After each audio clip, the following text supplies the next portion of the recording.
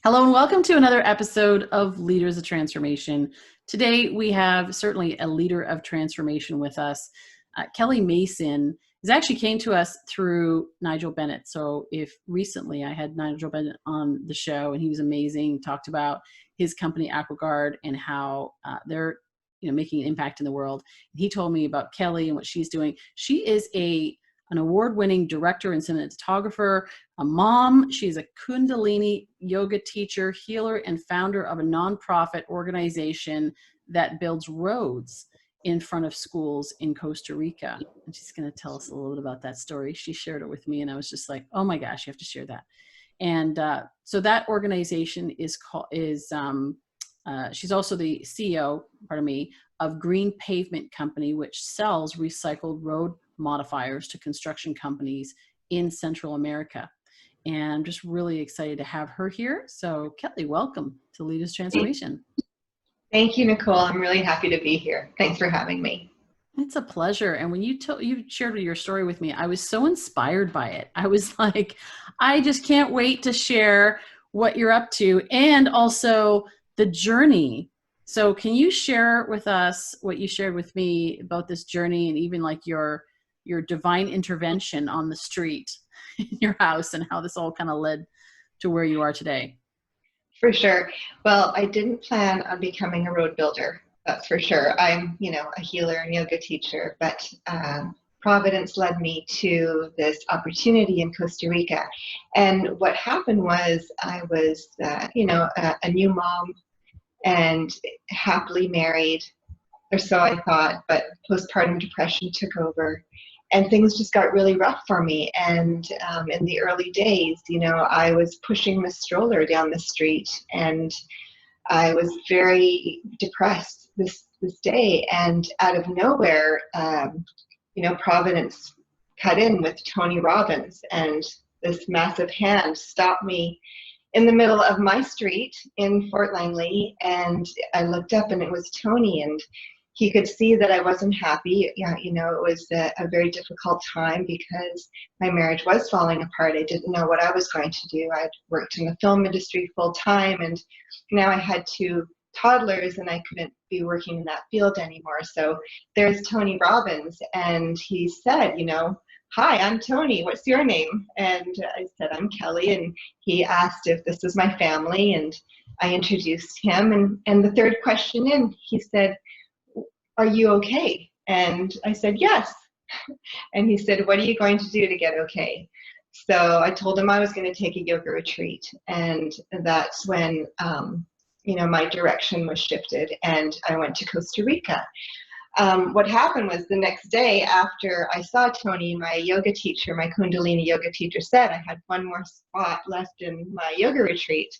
Can you come? And I said, "Yes, I will come, of course," because that's where it all led. So I went to Costa Rica, and while I was there, I received a message while I was writing. It's kind of like the Neil Donald Walsh Conversations with God, and he wrote everything that he needed. He channeled everything. So I ended up writing in a journal a message from God that said, "You are to come here and serve me. Throw all your fear into the ocean today. You will prosper." And I thought, wow, that's so strange. I didn't write that. And anyway, I came back to Canada after the retreat. And 2.5 years later, after all the doors closed and I really didn't, know what I was going to do, I remembered that message. And the kids and I ended up selling my house and taking my two toddlers. Jessie was only 2.5 and Joella was 4 at the time. And we went back to where I got that message. And that's where the whole journey began to, I realized that, I was meant to be there to help. And so what happened was when we landed there, I started getting all kinds of clients for my healing sessions. And I thought, oh, I get to be this exotic healer and everything's going to be wonderful. I can open up a retreat center. This is the capital of yoga retreats. And then about 3 months in, I got a call from a new friend, a mom, who said, my son stopped breathing in the middle of the night. We had to rush him to the clinic.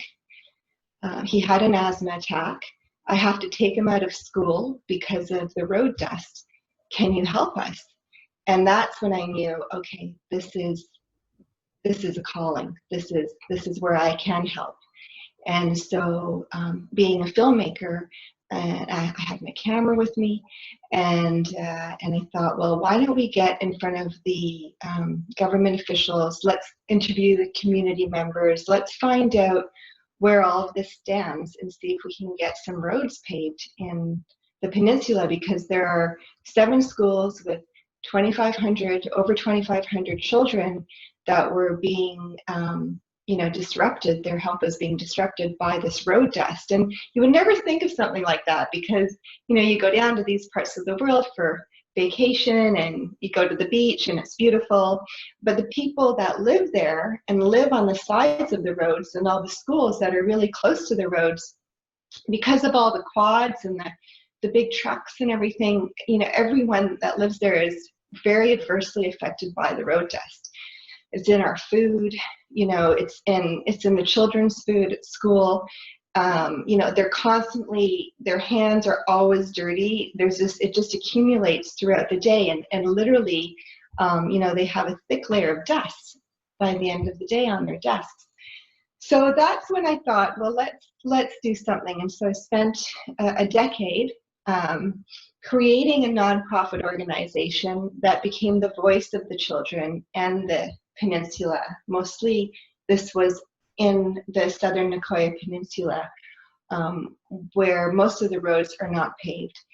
And so, spoke to everyone, met 2 presidents, all the ministers of environment, energy, infrastructure, education, and had multiple meetings, and realized that no one was really going to do anything. It wasn't on their agenda to pave the roads down there, even though they sympathized with the problem and they truly, wanted to be able to help. But the way that the government works in those parts of the world is there's many sectors, in all Latin American countries. There are many, many sectors in the government, too many. There's some duplicates of the sectors, and they have to write letters to each other and communicate, and it just takes a very long time to get anything done.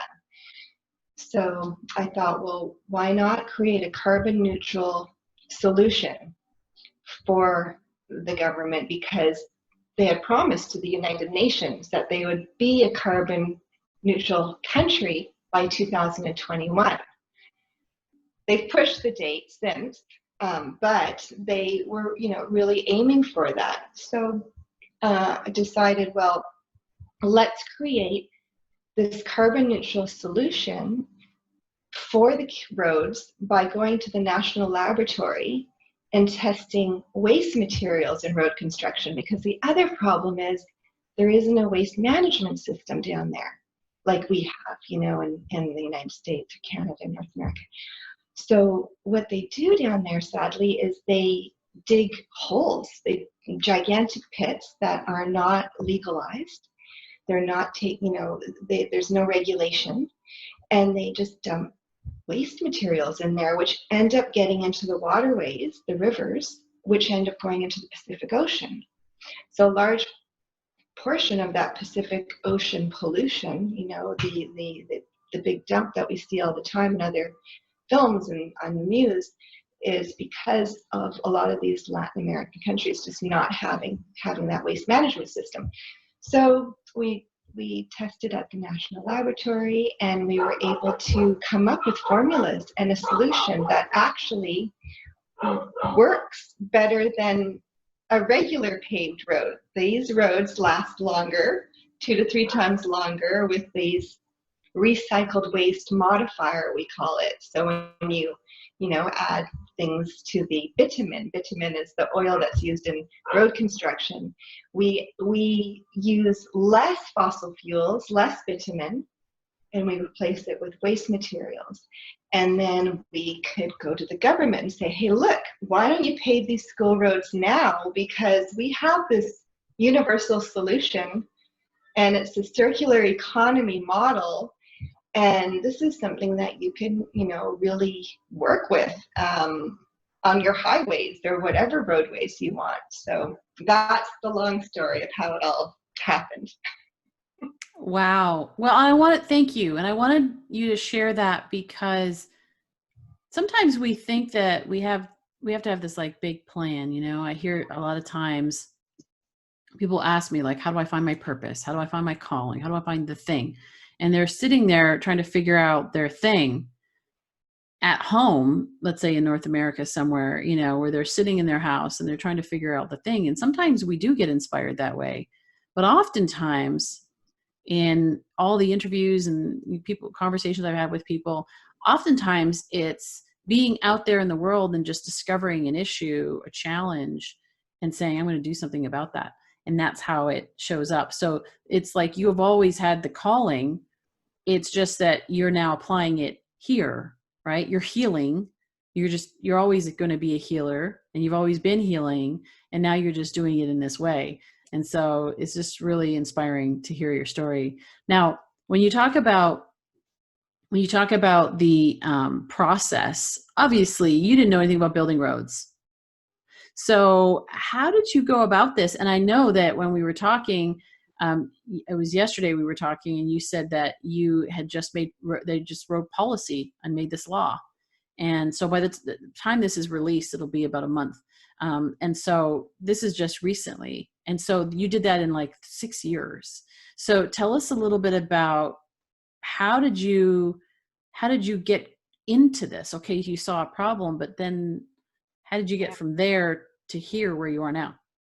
Yeah, good question. And I just want to, say that, I appreciate just going back to the beginning of your question of like, sometimes we don't know what we're meant to do or where we're meant to go in our lives.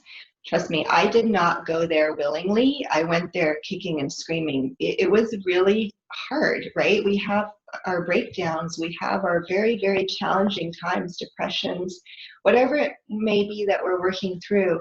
For me, it was, it was not an easy choice, but once I did just give it all up to faith and think, I've always been taken care of.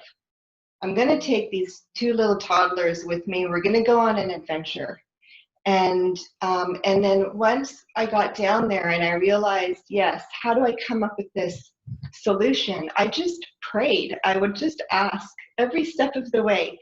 And that's how it unfolded. That's how I knew I was on a soul contract for a purpose, a life purpose, or, whatever you want to call it, where the answers came one after the other. Every day something happened, which made it all the more fun.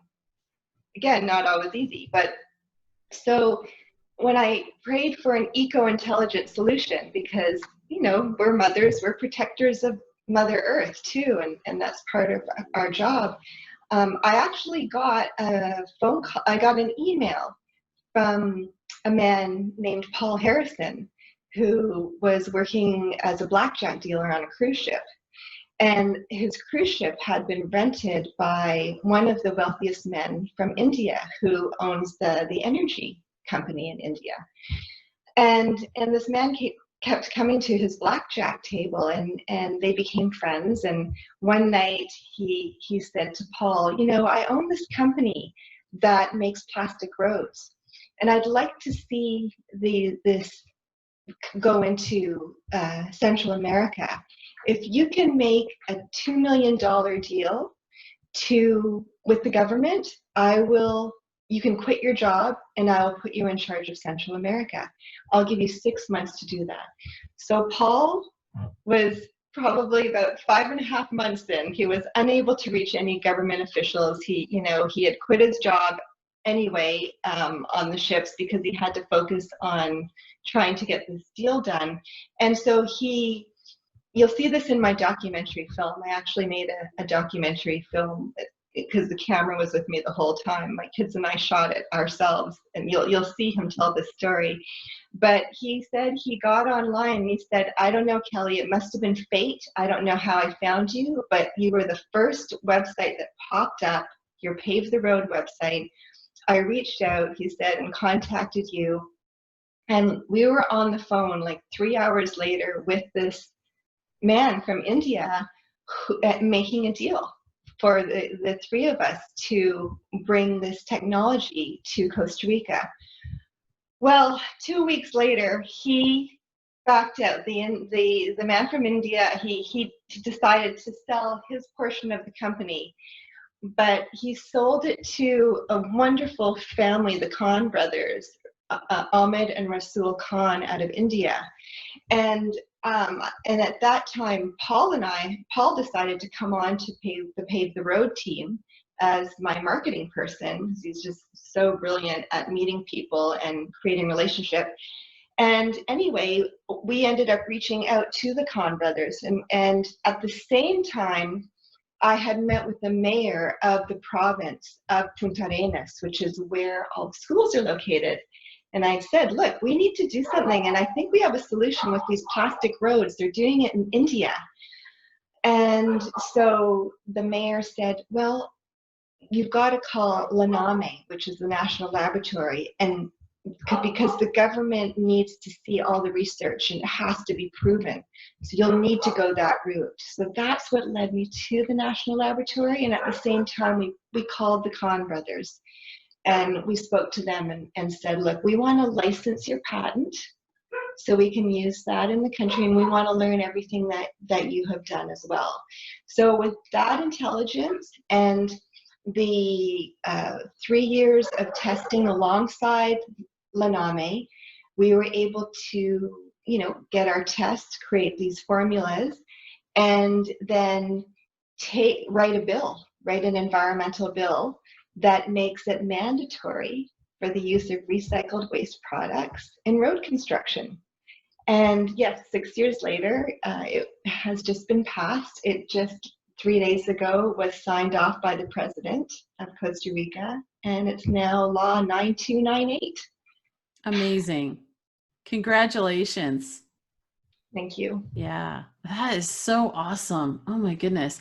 And I love hearing the stories and the backstories because I know every story is different, right? It's not like there's this cut and dry formula. You do this, you call this person and whatever. Each story is going to be different, but it's great to hear the stories and to hear how sometimes it's like that divine providence of the right people at the right time. When we open up and are willing to allow it and to step into that and show up, then the opportunities show up for us. So talk a little bit about the impact that this has had on children in the communities, in the schools. What has the difference been? How many roads have we been able to pave? Just give us a little idea of that impact. Sure. So what we did to create impact was to first educate the children and let them know what we were up to, because we wanted to inspire the children, and so that they could learn that with every problem is an opportunity for innovation. And so we went into the schools and we created these outreach programs. We taught them how to recycle, how to sort their garbage, their waste materials, and so that they could teach their families how to do so. And we created bins at all the schools, and painted them. And the kids did all of this work. So they took these big old garbage bins and they would, paint them plastics or aluminum, and it became a thing. And then it was incorporated into some of the parades, the local parades, national parades. And then Toyota came on board. So we pitched Toyota because we needed some big brand support behind us so that we could really start a national movement. And so Toyota came on board, gave us a truck so that we could collect all these recyclable materials. We had community outreach collection programs that the kids were involved in. So it became this, this massive movement that we could continue to scale and to bring to the front page of the national newspaper eventually, So, and so far so there's 7 schools. We've been able to pave 5 of those school roads. Now we have not been able to use our green pavement. We haven't used the waste materials yet in the pavement because the government hadn't jumped on board completely because it wasn't yet a law. So they didn't have to, right? It was just easier to put down, use the old systems. Sometimes it's hard for governments and for people in general to change something that is working, right? They feel it's working and they don't want to adapt to a new system. So now it's our job to push this new system a little bit further. And so what we've done is we've created a pilot project using the waste materials for all 7 schools, and that's coming up now. So everyone's still involved. We have fundraisers, you know, the community, the kids, they're all involved. So does that mean that you go back, like you mentioned about all 7 schools, does that mean you can go back and redo them? Or when you say that you'll work with all 7 schools? Or is it really, like you're talking about the education, which I love, by the way, the idea that you're actually educating the kids. So it's not just like, oh, wow, the roads were paved. Yay. We're so glad about that. But you're actually educating them and teaching them along the way, something that they can learn as a life lesson. Yes, so unfortunately, the type of pavement that they put down in front of these schools doesn't usually last more than 2 years because it's a thin kind of cover up just to mitigate the dust. So at least it does take care of the major air pollution issue, which is the dust. But yes, after a couple of years, it breaks apart because they're not working with the foundation of the road. You know, you really need to dig up the road and put the sub base and the base and all these different layers. And so that's something that we will do properly. But what was kind of a miracle is that every single school road is made from a different base, like a different type of material. So one road had red clay, another road was sand, another road was like old construction dirt. So it was amazing when we did these tests at the lab. They said, wow, this is so weird. All these different types of bases are here. So we're bulletproof. We can test everything with this small pilot project. So that's the next step. We will have to go back and do a proper job and make sure that those roads, you know, will be like our roads. They last years and years, right? Yes. That is wonderful. That is wonderful. You must have learned so much in the process of doing this. And I know you mentioned you had a documentary. Tell us a little bit about what you've learned and what will be in the documentary, because I know you mentioned when we were talking that each country gets to submit one documentary to the Academy Awards, and this has been or is being submitted for that. And so we want to do a little plug for that so people can wait for Yeah. that to come out. Yes, yes. Well, we are talking now with the Film Council of Costa Rica so that we can have our documentary films certified, as well as the Cinematography Council. So in order for it to be the one film choice for a country, it needs to be certified. So hopefully that will all carry through and work out for us. But really the film is important that this film is seen by as many people as possible because it's an impact film. And an impact documentary film nowadays, you know, this is what it's all about. It's about creating change. And so not only is it an impact film around innovation and technology and plastic waste, which we know is one of our biggest kind of crisis around the world, not only for the oceans, but for the climate. You know, it's also, the film is also a personal story. So you get to watch my children over a decade grow up from being babies to 11 and 13 years old. And so it's an interesting perspective in that, you know, it really is for the entrepreneur, the social entrepreneur, because it's not like things just can happen quickly with this type of work. It takes a very long time.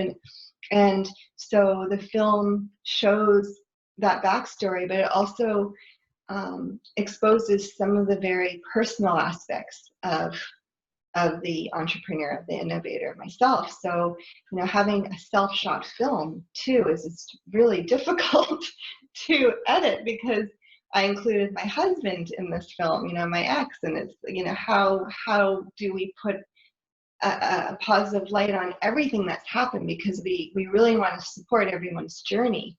So there are a lot of different aspects of the film. It's very entertaining. We're very happy with it. We want other governments to watch and be inspired by using this technique and using waste materials.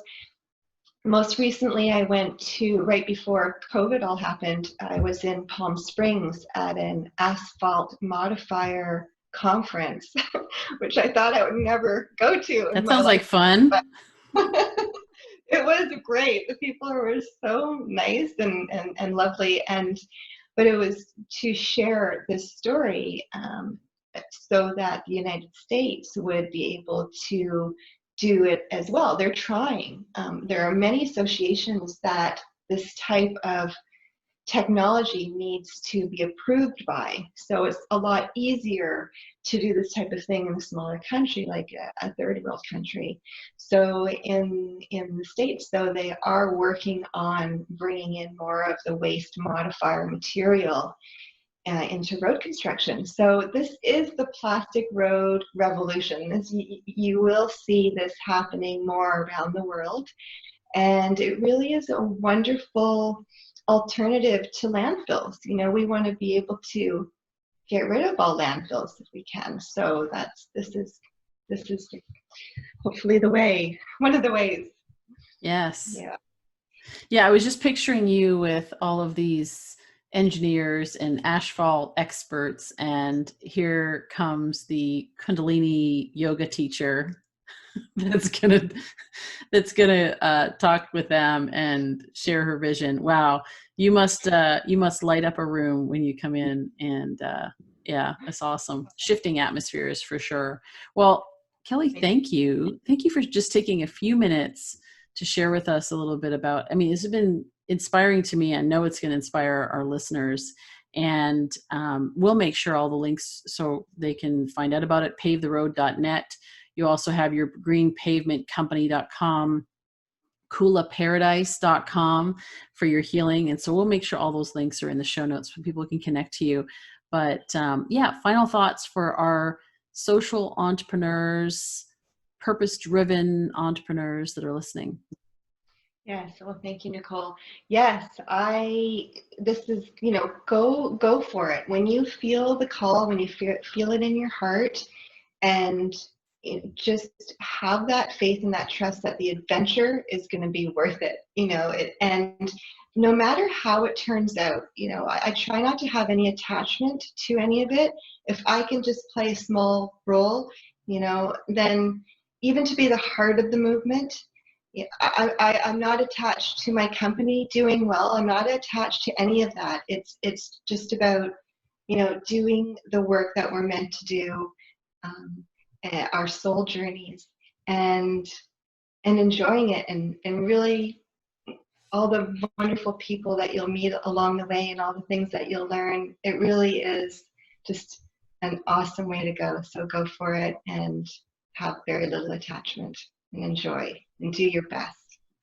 Awesome. Thank you, Kelly, so much. And thank you to our listeners for tuning in. I hope this inspired you. As I said, it certainly inspired me. And I'd love to hear your stories. So you can go on leadersoftransformation.com. You can reach us through that platform, or you can go, of course, on social media, find us there. As I said, love to hear your stories. And if this inspired you, in some way, even just like in what you're doing might be completely different, but there's some part of it, then I would encourage you to share it with your friends, because that's how we get the message out. That's how initiatives like this, impact movements like this get heard about, and we're part of in a sense, it's kind of like this is part of the marketing extension of promoting what they're doing so that they can have a greater reach and impact. And we love supporting leaders of transformation and what they're doing. And so you can help us by sharing it with your friends. You can also help us by leaving us a rating and review on your favorite podcast platform. Certainly Apple Podcast is the number one right now still. Spotify is number 2, but to leave us a rating and review helps us to get a greater reach and to be able to extend the messages like this one with what Kelly's doing to a wider audience. We have listeners in over 140 countries, and the more that we can get this word out, the greater impact that we can make together. So we appreciate you doing that. We appreciate you listening, and we look forward to seeing you on the next episode of Leaders of Transformation real soon.